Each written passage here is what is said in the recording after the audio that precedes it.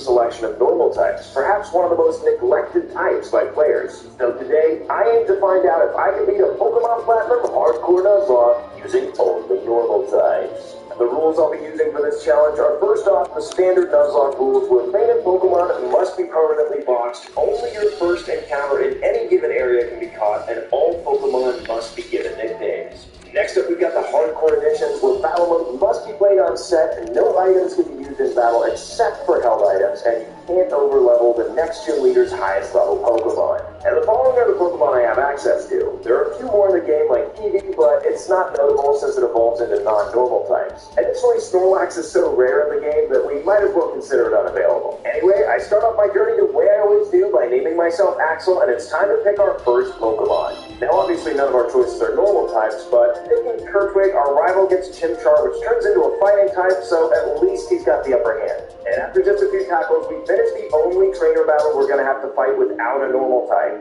Nice. And before Dawn even gives us our first Pokeball, Professor Rowan interrupts us and gives us TM27 for return, which is going to be very useful later on. And it's at this point we can catch our very first encounter, everyone's favorite Pokemon, Bidoof. Now, I was contemplating what naming convention I was going to use this time, and I decided to just go with the most common names in the United States over the past 100 years. So say hello to James, who has a quiet nature, which means he's got plus special attack and minus speed. It also has the simple ability, which is really awesome since it doubles any stat alterations to Bidoof.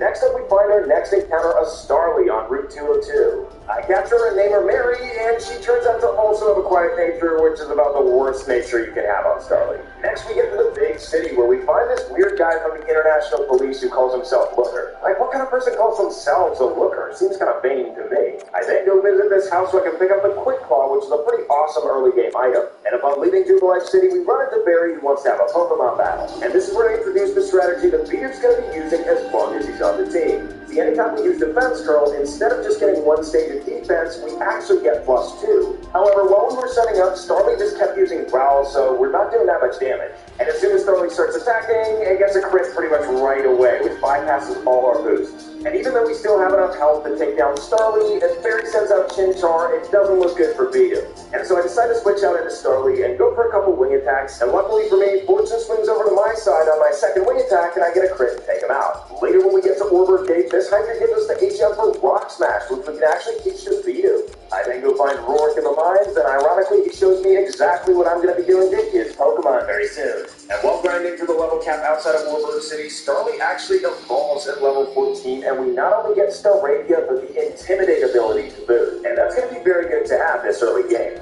It's then time for us to take on our first gym challenge and battle Rourke. And since Staravia is a flying type, she's not really going to be doing that much this battle, and we're going to have to leave it up to James. And my strategy is very simple. Geodude can't touch me that much as long as I set up enough defense curls to get +6. I then start spamming Rock Smashes, and eventually the Geodude goes down.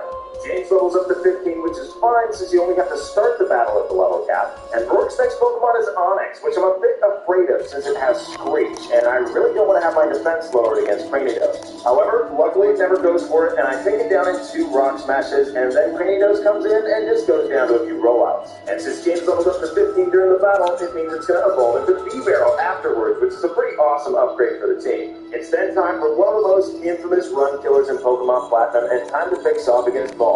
He starts out the battle by sending in Zubat, and I go for James, of course, who sets up the defense curl as she hits me with Toxic, which I heal off with a Pecha Berry. I then decide to go for Rollout since it gets powered up by defense curl and super effective, but luckily I hit the second one and knock it out in one hit. But as soon as Ferugly comes in, unfortunately it breaks my rollout streak by using Fake Out. However, since we're sitting at +2 defense, I decide to just go for another one, and after a couple of hits, we take out Ferugly, and that is one of the scarier battles behind us. And I gotta say, I'm not looking forward to Saturn. And so after saving the Valley Windworks, we get access to a few honey trees. So I decide to slather them with honey and go out into the real world and spend 6 hours doing something else. And after going to the gym and hanging with some friends, I decided to come back and see how my trees were doing, and I actually ran into 8-Bomb, my first encounter, which is one we need. And so I capture her and name her Jennifer. Jen's got a Hardy Nature, which is neutral, and the pickup ability, which means we're going to get a bunch of sweet items. Before going to bed, though, I checked the other 2 trees, and the next one happens to be a Cherubi. I also checked the one in the meadows, and it's a Combi, and not only that, it's a male Combi. Since I couldn't play until the next evening anyway, I check again, and another male Combi. What about the tree over there? Oh, another male Combi. Nice. Now at this point, I only have one more tree to check, and I was just going to keep playing anyway. And as I approached the tree, the near impossible happened, and I actually ran into Munchlax. Now there is one issue with this, and that's that this is is actually the same tree where I got Apom, so technically I shouldn't be able to get this encounter. However, since it's so rare to get Munchlax and I actually managed to run into it, I figured for you guys I was going to catch this one and use it since we have very limited encounters anyway. And not only do we get John the Munchlax, it actually holds the leftovers, which is such an awesome item to have at this point in the game. And it's got a docile nature, so neutral just like Apom and pickup just like Apom as well. And as we approach the end of Eternal Forest, Cheryl gives us the Suit Bell, which is going to be awesome since Munchlax is a friendship-based evolution. And it's him and named him Thomas. Tommy ends up having a quirky nature, which is neutral as well. And after we leave Eternal Forest, we can actually get our next encounter right away and catch a Fuku. I capture him and name him Michael and put him in the box for now. We can then go to Mount Colinet and get yet another friendship evolution in Cleffa. I capture her and name her Elizabeth. It's then time to face Gardenia, but since we got married, this really isn't going to be difficult at all. He goes pretty much exactly the way you think it would, and I just spam Wing Attack. First up, Turtwig gets 2-shot, then Sharon comes in, and it too gets 2-shot by Wing Attack. Our final Pokemon's then Roserade, and as you would expect, it gets 2-shot by Wing Attack. 2 badges down, 6 to go. It's then pretty much time to take on Jupiter, but first, I go and find the TM for speed. And before taking her on, I go and grab the upgrade right next to her. Now, the Battle of Jupiter is just as much an infamous run killer as the one with Mars, but luckily we've got Apom. Apom has Tickle, which lowers both the opponent's attack and defense. This means I can make sure that Zubat really doesn't do that much damage to me, and I ensure that I can get a 2-hit KO with B. But Zubat really isn't what anyone's afraid of in this battle. Next, she sends in her infamous Skuntank. The first turn she goes for Smoke Screen, which really doesn't matter since I can't miss Tickle anyway, but the thing I'm afraid of is if Night Slash gets a crit. Luckily, the first couple Night Slashes don't get any crits, and so I decide to switch out into Mary, who gets off an Intimidate to lower its attack further. Fortunately, she doesn't go for another Night Slash, so I don't risk to get crit, but I do get poisoned from Poison Gas. I then get hit by a Night Slash that doesn't crit, and my Wing Attack doesn't quite take it out, but luckily I can just hit it with a priority Quick Attack and win the battle. I'm glad that one's over. Then as I go to collect my bike, I get interrupted by Cynthia, who gives me an egg, which is actually our next encounter. After that, I can finally go grab my bicycle, and after riding it for a ton of time, my egg finally hatches into a Togepi. This means that I'm currently sitting on 4 happiness-based evolutions on my team. Listen, I know Freddie Mercury loves to ride his bike that much, but I seriously don't. Anyway, I named Togepi William, and it ends up having Serene Grace, which is awesome. And that's when I decided I was going to evolve all my friendship evolutions right now. Which unfortunately involved me riding over 50,000 steps on my bike. But all that exercise certainly wasn't in vain, since all I have to do is level up 1 level and Togepi evolves into a Togetic. The next fight I get John up to level 17, which means he evolves into Snorlax, which is such an upgrade to the team. And not only that, he learns Valley Drum at level 17. This is certainly going to enable some pretty fun and risky scraps later on in the run. Next up, it's Tommy's turn to level up and evolve into Lopunny, which is kind of unfortunate that I evolved at level 14 since it would have learned Return 1 level earlier. However, as you might remember, Professor Rowan actually gave us the TM for Return, so I kicked it to Lopunny so it actually has a move that's good. And while I was at it, I figured I might as well evolve Cleffa into Clefairy, and with that we've evolved all our friendship evolutions that we currently have.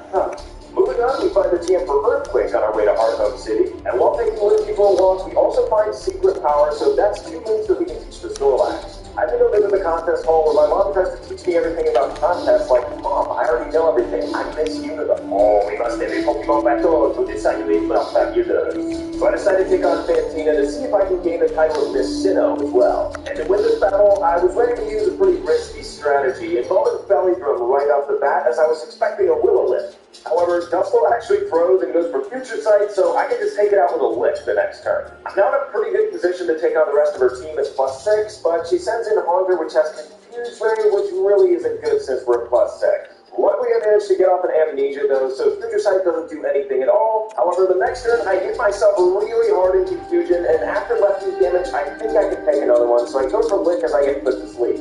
This is actually pretty ideal since I'm confused now, and I want to heal up a bit using Leftovers so that I can take another hit from myself. And after sitting through a few more turns of sleep, I get put to sleep once again, and after finally waking up, Haunter misses an Hypnosis, and I can take it out with a Lick. This actually puts me in a really good position to face off against Miss Matthews, since all those sleep turns let me heal up a lot with Leftovers. However, unfortunately, Miss Matthews Magius has Confuse Ray as well, and I get confused and hurt myself the first thing I do. I decide to go for Lick again, and after beating a side beam with my epic special defense, I hit a Lick and take it down into the yellow. The next turn I risk another Confuse Ray, but she throws by going for side beam, and I get my third gym badge lickety-split. And after this Magius goes down, Michael actually gets to level 20, which means it evolves into Noctowl after the gym fight. This is pretty awesome timing, since we've got a fighting gym coming up against our normal fight.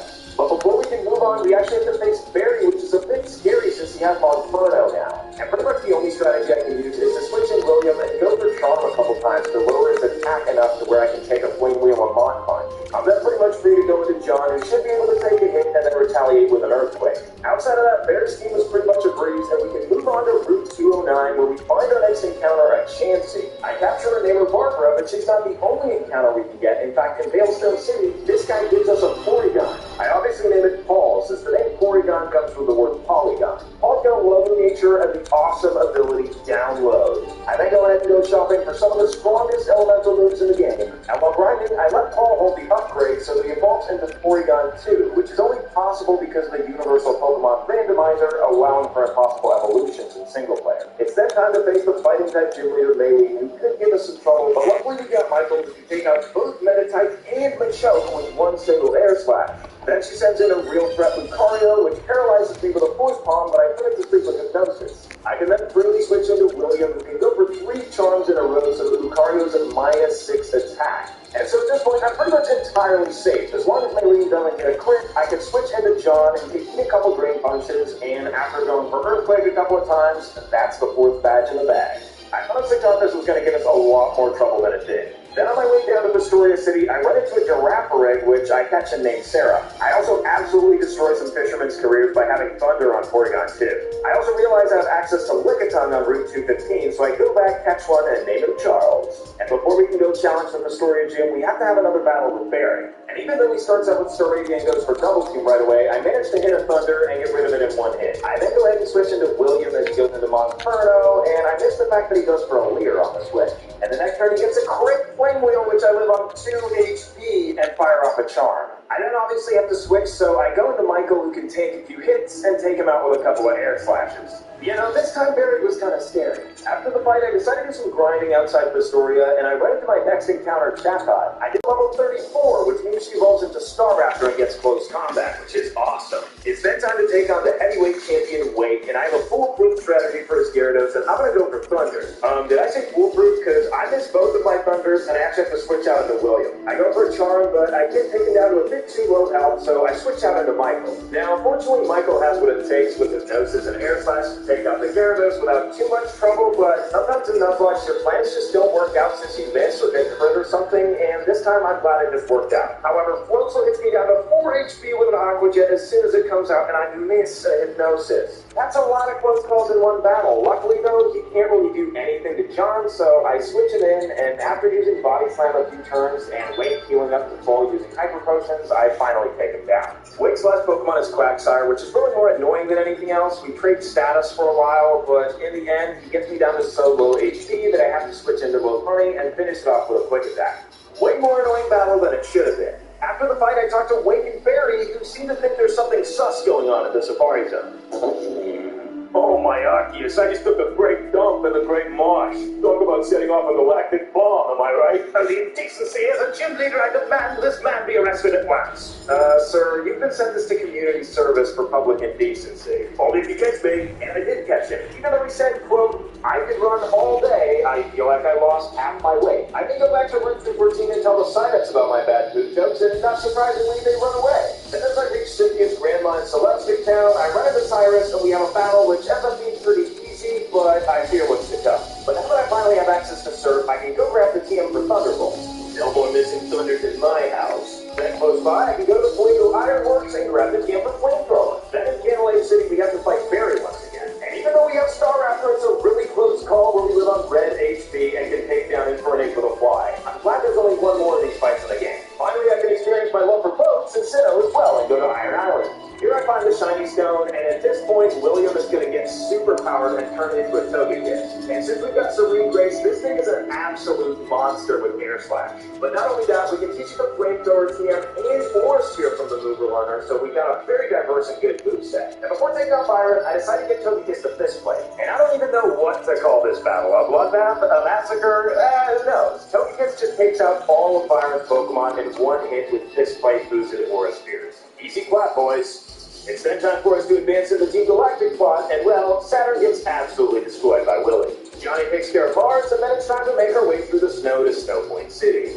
It's then time for us to take on the gym leader Candace and her ice types, and this was a huge problem for me in the ground type run, but this time we've come prepared. Sneasel hits us with a very weak ice shard, and we retaliate with a 4 times effective Aura Sphere to take it out. Our next Pokemon is a Bomba Snow, which gets the same 4 times effective treatment, this time with Flamethrower. I don't have anything 4 times effective against Final Slime, but since it has bad special defense, Aura Sphere does the trick anyway. This is when she sends in her H Pokemon Frostlass, and I decide to go into John with his massive special defense, but she gets a crit with Blizzard right off the bat. At this point I know I can't live another critical hit, but I can't exactly switch anybody into a Blizzard either. And she starts using Double Team, and you guys know how much I hate evasion strats with a burning passion. I continue to miss crunches, and finally she hits me with Blizzard that takes me down to about a quarter health, and I actually hit with a crunch. But at this point I know I can't live another Blizzard, which is 100% accurate in Hail, so I send in Porygon 2 thinking I can take a few hits. However, I ironically end up missing Thunderbolt and go down to red HP after Hail. So at this point, I definitely have to switch out again, and I knew in my heart that I had to bring someone back for this battle just to be able to win.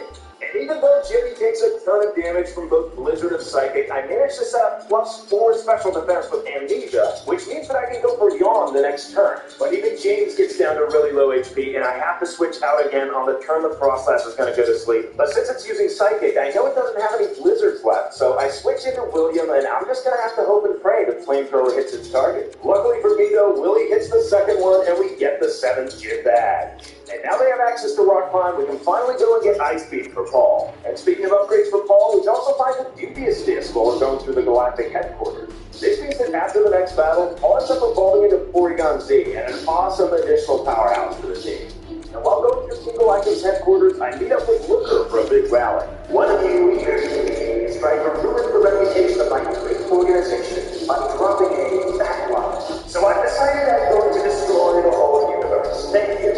Cyrus, please, do you have to do this? Maybe it's Spear Pillar and we'll talk. And so after defeating Saturn and bringing the red chain, that's exactly what I do. I will not stand to be disrespected in such a way. Now maybe I'll get a talk here. What should I do? I've lost every sense of my dignity.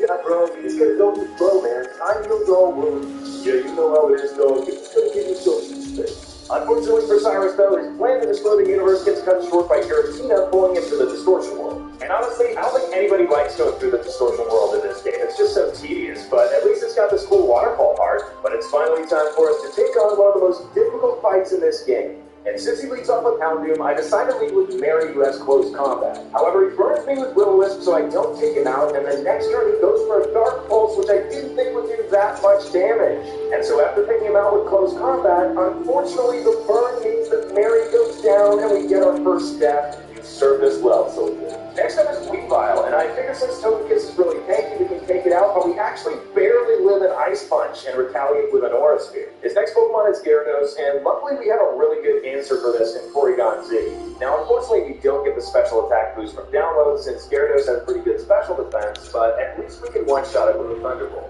Cyrus's next Pokemon is Honchkrow, and I was unsure if I was going to be able to take this thing out, so I made sure to give Paul the Never Melt Ice before the battle so I can one-shot with Ice Beam. But we're not quite out of the woods yet, because Cyrus has Crobat, and it goes for a Cross Poison, which luckily doesn't crit, although he gets the Poison, and I can take him out with the boosted Ice Beam. Honestly, that battle always scares me a lot, and we're fortunate to have walked out with only one death. Our next obstacle, however, is going to be Giratina, but once again, we can just send in Paul, who's unaffected by Shadow Force, and go for a couple of Ice Beams. Funny enough, Giratina actually gets the Omni Boost from Ancient Power, but it's not enough to stop Paul. Oh yeah, and I've actually never noticed the symbolism between Mesprit, Uxie, and Azelf, and the 3 characters you see on screen. Cyrus is blue just like Azelf, the willpower Pokemon, which matches up well with his insane determination. Cynthia's yellow just like Uxie, which is a knowledge Pokemon, and being the champion and all, I think that's pretty fitting. And then there's Mesprit, which is the only Pokemon to actually make a connection with the player during the story, so it makes sense that we share its pinkish color, but it's the emotion Pokemon. Onwards towards Sunny Shore City, and I run into this guy who has 6 Pikachus he wants to take on the league with. Like, does he not know that Cynthia has a Garchomp? And then starts fighting the gym trainers, and at level 13, Jennifer ends up learning Double Hit. This means that she evolves after the battle into Ambipom, which I decided to grind up a little bit before the gym battle. It's then finally time to take on the 8th gym and Vulture with his electric types. And I devised what I think is a pretty good strategy. And my strategy involves sending out Ambipom first and going for a couple of agilities. Jolteon just wastes his time going for charge beams and paralyzing me with Thunder Wave. After I have plus 4 speed, Jolteon hits me with a pretty powerful charge beam, but I can safely baton pass into Snorlax.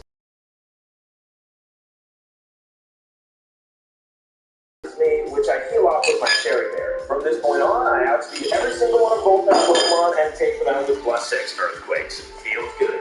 So that's all the badges down, and we can finally move on towards Victory Road and head to the Pokemon League for our final challenge. And as soon as we get to the Pokemon League, we have another run-in with Barry, but since he's so much lower than the level cap at this point, we beat him easily. It's now finally time. I decide the 6 Pokemon I'm going to bring into the Pokemon League, and our first challenger is Aaron and his Bug-type Pokemon. He starts out by sending in Young Mega, but since the level cap is 10 levels higher, we can just one-shot with an Air Slash from William. Next up is Drapion, and since it's a little bit scary with its Ice Fang, I decide to go for a Charm just to lower its attack by a little bit. This way I don't take that much damage, and the combination of Aura Sphere and Air Slash ends up taking out Drapion. Next up is Vespiquen, which is pretty bulky, so it actually ends up living and retaliates with a Power Gem that gets me down pretty low, but after Aaron heals up, I can just take it down with another couple Air Slashes. Now, Aaron has 2 more Pokemon on his team, and one of them is Heracross, which is 4 times weak to Air Slash, and the other one happens to be Scizor. And as you know, Scizor is 4 times weak to Flamethrower, so we pretty much clean up easy at this point. So that's the first Elite Four member down, and we move on to Bertha and her ground type. Now look, I know the first Pokemon we ever caught was James, and the people sleep on Beedbarrel, but it's actually a really good Pokemon, and I'm going to show you why. I decided to spend the first turn setting up Amnesias and Curses to raise my special defense, defense, and attack, which I get double boosts from because of Simple. It's then time for me to unleash James' full power, and I hit the Whiscash with a Waterfall, and it goes down in 1 game. And after eating an Earthquake and plus 6 defense, Gliscor suffers the same fate. Next is Golem, which is 4 times weak to water, so after setting up a Sandstorm, it too falls. Not even the combined power of Rhyperior and Hippowdon can stand up to the strength of Beedbarrel, and I hope I at least proved to you that Beedbarrel can do some work. Now that James got his time in the spotlight, it's time to face the fiery trainer Flint. Flint starts out with Houndoom, but this time we take it out in a single hit with Aura Sphere. He then sets in Infernape, and we luckily land a critical hit Flare Blitz and take him out with a single Air Slash. There's been a lot of close calls to the Chimchar line this run, and I'm glad it at least didn't claim any casualties. Flint's next Pokemon is Magmortar, so I decided to switch out of William, who's really low, and go into John, who can hit it with an Earthquake after he charges up a Solar Beam. I used the 2 rare candies I found during my journey on John after entering the Elite Four to get him up to 61, so he had enough power to knock out Flint's last 3 remaining Pokemon. And so that means that we've defeated 3 out of 4 Elite Four members, and it's time to face Lucian and his Psychic types. Now, Lucian can honestly be a run killer in this game. Psychic types have always been a tricky type to deal with, but luckily I had a really good strategy planned with Jennifer. After using Agility to get the plus 6 speed, I baton pass out into John. John can take anything that this Mr. Mime can do, so I can freely set up a belly drum to get the plus 6 attack. And so at this point, I'm a plus 6 speed and plus 6 attack Snorlax, and I take out Mr. Mime in 1 hit. Next is Galarian, who goes down to a single body slam, and finally you have Alakazam, Espeon, and Bronzong, who all go down to a single crunch. Honestly, I totally understand why they banned Baton Pass in the competitive scene back in the day. It's just so good. But since we beat the Elite Four, it's time to face the final challenge, the battle that decides the run. Bring it on, Cynthia. Cynthia always starts the battle with Spirit Move, so I decide to send in Ambipom first. After seeing the damage on Dark Pulse, I know I can with a non-crit, so I decide to set up a Nasty Plot as well. This means I can baton pass plus 2 speed and plus 2 special attack over to Porygon Z, and as soon as it comes out, I also get a special attack boost because of download. Now even though I'm at plus 3 special attack, Spiritomb actually lives on red HP, and Cynthia heals us in full. After she's healed up, I go for another Ice Beam, and of course it lives, so I take it out with a Charge Beam, which means I get the plus 4 special attack. And with plus 4 special attack and double my speed, I'm pretty confident that I can take on the world. Our next Pokemon is Lucario, and it goes down to a single Thunderbolt. Our next Pokemon is Togekiss, which also just goes down to a plus 4 Thunderbolt. Then we've got the infamous Garchomp. Will it defeat me this time? Not a chance. We go for a Never Melt Ice Boost at plus 4 Ice Beam and cleanly knock out the Garchomp. Next is my loading, and of course it goes down to a Thunderbolt, and honestly, this just shows how good a combination Ice Beam and Thunderbolt are. They just cover so much ground.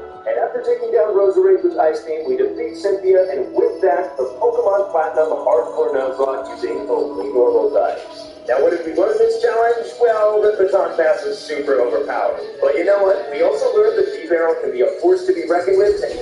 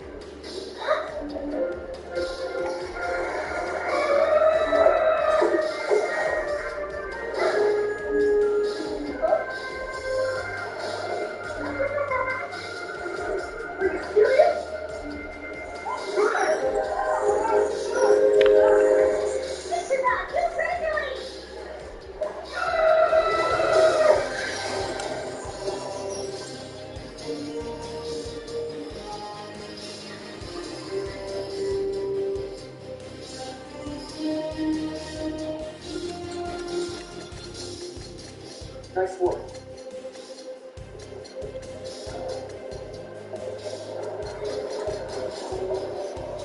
I'm sure it's that Pokemon. But you're not the only trainer here, you know. I'll be the one to catch it.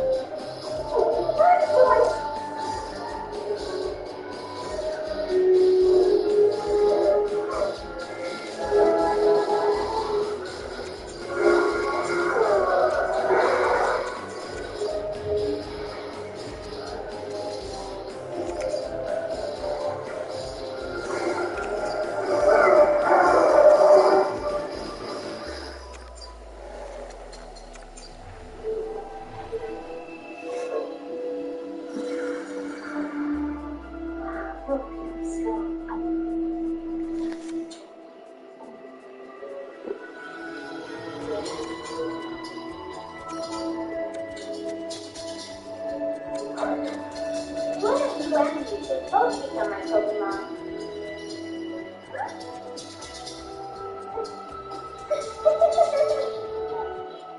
Well, you think about it, okay?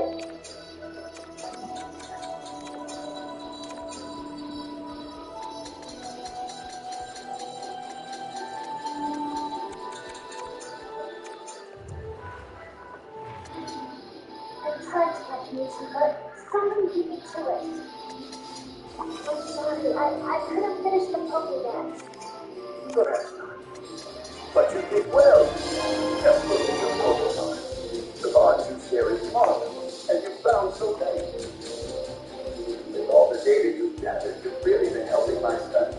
And besides, you weren't doing it all alone. You were a part of a much larger community. A world of dreams and adventures, challenges and discoveries, of trainers and Pokemon. And now, thanks to all of you, I finally fulfilled my dream. The Pokédex is complete. This is Professor Oak. How can I help you? Why, hello, my boy. What's that? Oh, Pokemon entirely made of metal.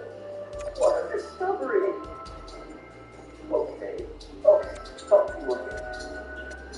Did you hear that? The Pokédex isn't complete just yet. There are still more Pokemon out there to catch.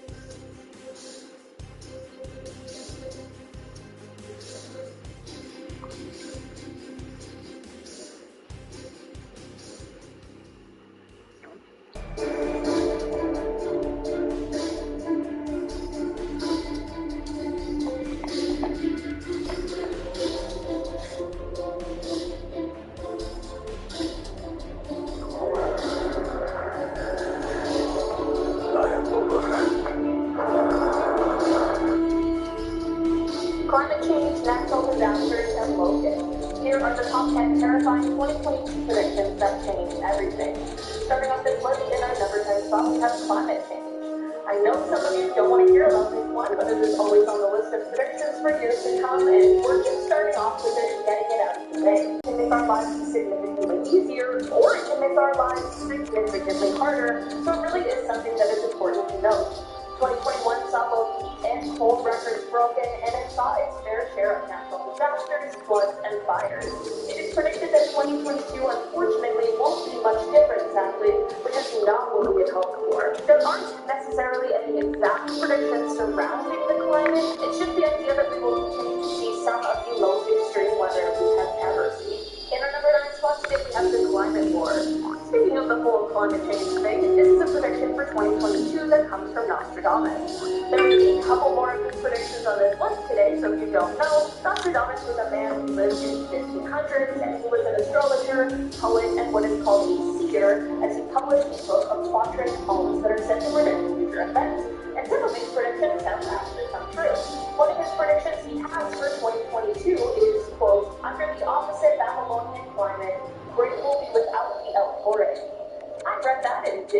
it meant either, but some people smarter than me have come to the conclusion that this is a prediction about the start of a climate war. It is said that this war is going to be a result of a lack of resources, and whichever country is involved is going to begin attacking the country next to them to try and gather their resources. Who knows if this will come true? I guess that's why it's called a prediction. And if it were to, who knows what countries would be involved? In our number 8 spot today, we have an economic recession. It is very obvious that the entire pandemic and last few years have had an unprecedented effect on the economy. I know every country is in a very different phase right now, and a lot of people have different mindsets, but I can say, as a Canadian, every time we start to get somewhere where things are opening back up and they feel like they're on the right track, everything just gets shut right down again, and we're back in March of 2020. The constant opening and closing of businesses is definitely taking its toll on the economy, as well as travel restrictions affecting tourism, general anxiety causing people to not go out and spend their money, all these Amazon packages. The pandemic has flipped our lives completely around, and the economy has taken a big hit because of it. This is exactly why people are predicting that in the new year we will see an economic recession. I hope this one really isn't true, because people all over the world have struggled enough for the last couple of years. In our number 7 spot today, we have the glacier. This is a prediction that comes to us from Baba Vanga, the late Bulgarian mystic and clairvoyant who has made a series of predictions, some of which have eerily come true. One of the predictions of hers for this year is a bit of a strange one, and considering our current global climate, this is one we are all definitely hoping isn't true. She predicted that this year an ancient glacier is going to melt due to global warming, which is probably a decently accurate prediction, but she also said that within this glacier will be a virus, and once the glacier melts, this virus will now be released to the world. The worst part is that this is said to be a virus that humans simply cannot handle. This isn't where her predictions for humanity end, so I'm not exactly sure how she expects us to recover from that, but I'm just gonna wait and see, I guess. In our number 6 spot today, we have the World Tower. Back with another Baba Vanga prediction. This one is a little murky as to what exactly it means, but there are some theories. She apparently said that the year will see 3 giants unite and a strong dragon will seize humanity. Remember how I said exactly what this means is a little unclear? People have speculated that perhaps the 3 giants could be 3 of the most powerful countries, maybe the United States, Russia, and China, but seeing all these powerhouse countries unite would be quite a shocking prediction if it were to come true. There are others who think that maybe the strong dragon part is in reference to some country rising into a more powerful position than we've seen before. At this point, who knows exactly what the next year is going to hold, but I think it's pretty safe to say that anything can happen.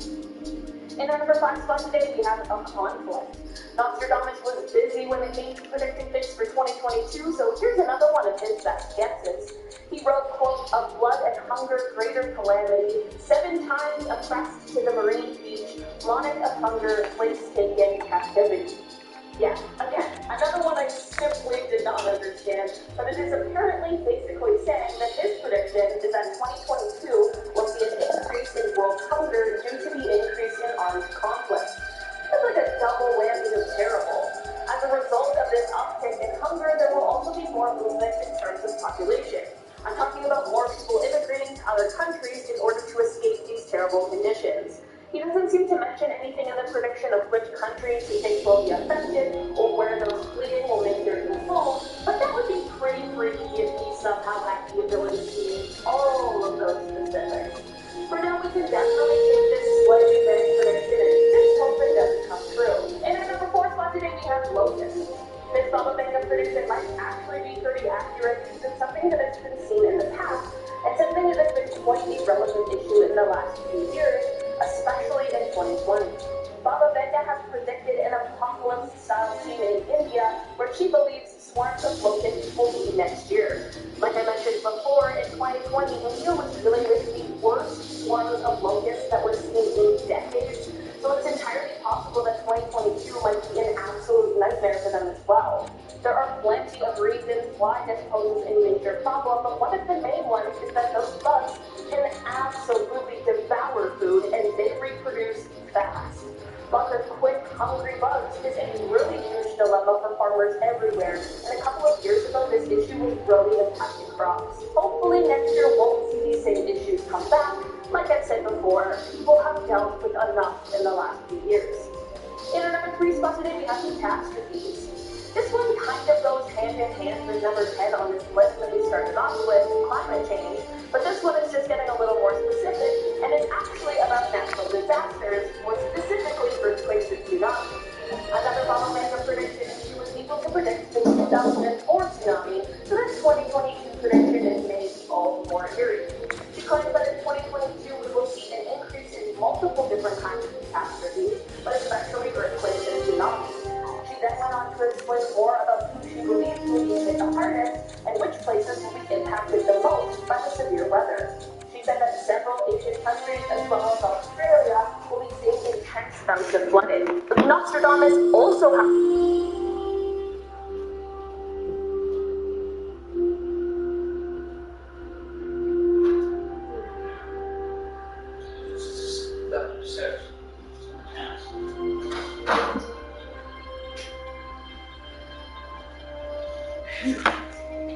Wait a minute.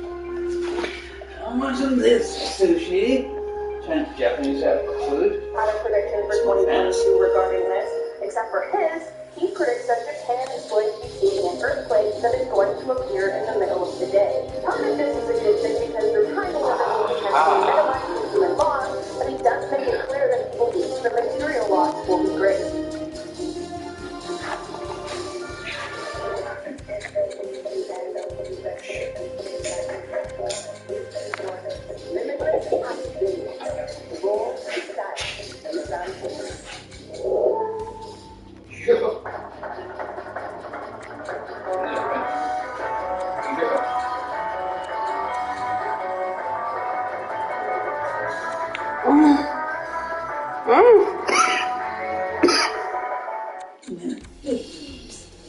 These sorts of things are very scary to think about because there is Something over there? predictions for certain, and there is really nothing we can do about Mother Nature. In our number 2 spot today, we have terrorists. For one last Nostradamus prediction for this list today, we have this super worrisome one. He apparently wrote, quote, "All around the great city will be soldiers launched by fields and cities." This is said to mean that for 2022, he was predicting that Paris will be under siege. For what reasons? Well, that remains unclear. There are other ways to interpret this prediction, like perhaps so stating that Give me the hockey player, kind mister. of closed What's off a for a coach? while, but truly, who knows? Smarty I guess pants. the people who made these predictions were a little more direct with them, but hey, who am I to critique Nostradamus? At the end of the day, the good news is that this is just a prediction, and Nostradamus has been wrong before. It just puts people on edge to hear these scary thoughts, which totally makes sense. I wonder if Nostradamus predicted that a random Canadian would be here talking about his poems into a camera to upload to the internet for thousands of strangers. In our number 1 spot today, we have a water crisis. Water is obviously something that is necessary to sustain life here on Earth, and although it may not seem like it, there is a limited amount of it. This prediction has to do with water, or more so, the lack of it. It is predicted that in 2022, because of a multitude of reasons that includes increases in population, as well as river pollution, that we will soon be seeing a lack of drinking water. It is unclear exactly who they think this will affect the most, but it's a really scary thought regardless. It has long been predicted that we will one day be fighting each other for the little drinkable water we have left, and the closer we get to that being reality, it's pretty terrifying. I think it's pretty safe to say that we all like agree that this would be a very bad scenario for people to be in. Fuck But I off. also think it's important that we acknowledge Don't fucking how kill many yourself. people are currently That? having You fucking heard me, bitch. And Bobo? Getting this hard? is a new problem, Not getting hard or getting and I soft? really wish we could be predicting the opposite of this one. Alright guys, that is Asshole. Thank you so much for checking Stop out. it. No. Today on the Good Luck Oh, Vlog. put in a peaches. I will end your life. Oh, stop it, peaches. No, I'll give you my The cup constant later. opening and closing of businesses is definitely taking. Starting off our list in our number 10 spot, we have Warren G. Hooper. Warren G. Hooper was a 40-year-old state senator in Michigan. In this state in the 1940s, political corruption was a huge problem, and it was quite common for politicians and legislators to accept bribes in exchange for votes. After Warren confessed to accepting a $500 bribe for his vote on a horse racing bill, he was offered immunity if he testified as a witness in front of a grand jury. On January 11th of 1945, just a few days before his testimony was scheduled, Warren was driving to his home, but never made it there. His car was found in flames shortly after on the side of the road, and the body of Warren was found in the front seat with 3 bullet holes found in his head. To make matters more suspicious, there were 2 other witnesses who were also supposed to testify in the same case, and they were both also found dead under suspicious circumstances as well. This is when a gang called the Purple Hill Gang began to come into the investigation. The Purple Hill Gang was a group that really controlled Detroit during the 1920s and 30s. There were rumors swirling that a former state treasurer named Frank McKay, who was under investigation in this grand jury case, was behind the killings of the witnesses, including Warren's. It was believed that Frank had bribed a deputy warden to temporarily release 2 of the imprisoned Purple Hill Gang leaders so that they could commit the horrible crime against Warren, I would end your and then brain. promptly return to jail, which gives them a pretty solid alibi. Poor Peaches, Conspiracy to commit murder because of the testimony of an informant that they had once approached him and asked him to take Warren's life. And while 4 were convicted, there were 1 short sentences, and one of the convictions Michael Mansfield. Michael was a 19-year-old at Lincoln College in Illinois, and he lived with another student named Russell Srekar. Russell ended up being expelled from the school after being charged with burglary for stealing a guitar and some records. After his theft, he is given a stolen album to Michael, and in order to avoid being charged with possession of stolen property, Michael agreed to testify against Russell. This took place in 1975, Bitch and boy. a few years of that year, Michael was spending the holiday at his parents' house when he told them he was headed out to see a friend. Unfortunately, Michael was never seen again after this night, and of course, because of the loss of the witness, the charges were dropped against Russell. Although extremely suspicious, this alone, of course, didn't mean that Russell had anything to do with Michael's disappearance, but just you wait. In our number 8 spot today, we have Ruth Martin. Okay, you thought I was gonna leave you hanging with the last one, but I promise you that I am not. Shortly after Michael's disappearance that we just talked about, that same creep Russell was charged with stealing 3 steaks that totaled $4 from a local grocery store. The witnesses to this crime were Jay Fry, who was a produce manager at the store, as well as a woman named Ruth Martin, who had seen Russell toss the steaks into his car after stealing them. Both Jay and Ruth were called to testify as witnesses, but on June 2nd, 1976, Ruth went missing and her abandoned car was later found with blood inside. 3 months after this, Russell broke into Jay's home and shot both Jay and his wife, which took both of their lives. He was caught for this crime and was sentenced to 300 years in prison. Okay, so what does this have to do with Michael and Ruth? Well, no one knew what happened to either of them until 10 years ago in 2011. Russell became terminally ill in jail and decided that then was the time for him to make some deathbed confessions, and he confessed to taking both of their lives as well. Unfortunately, neither of the bodies have ever been found, but it is absolutely insane to think that 4 innocent lives were taken over some stolen records and $4 worth of steaks. In our number 7 spot today, we have David Kelly. David was a nuclear scientist and weapons expert. In 2003, he had an off-the-record conversation with a BBC journalist in which he explained that the dossier that the UK government had created in reference to Iraq's nuclear weapons capabilities was actually falsified. Despite being off the record, Go the fuck conversation yourself. was recorded widely and No. coming back on David. Just a few weeks after Maybe, he asshole. walked in the woods near his home, but he never returned. Of course, I will fuck your brother. How about that? after his family was worried when he didn't return, and he was later found going into this next part, as it was ruled that he did take his own life.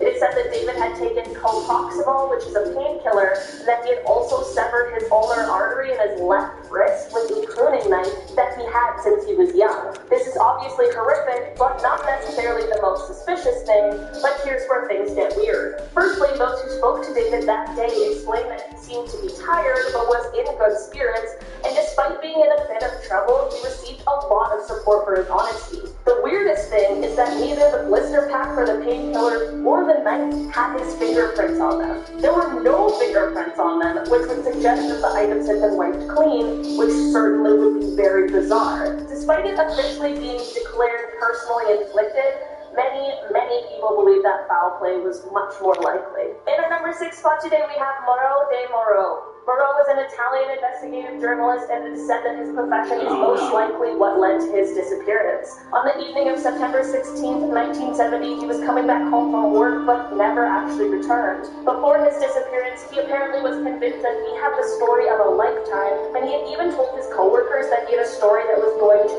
shake Italy. There are 3 main speculations and theories about what this story might have been and what could have happened to him. One theory is that the story could have been related to the death of a man named Enrico, who was the president of Italy's state-owned oil and gas conglomerate, Eni. The next was that a story could have been about a drug trafficking network between Sicily and Hello, fuck your mother. How about that? The final theory is that his disappearance might have been related to a failed right-wing coup that took place in the 70s. Who are you Despite texting? extensive searches, he has never been found.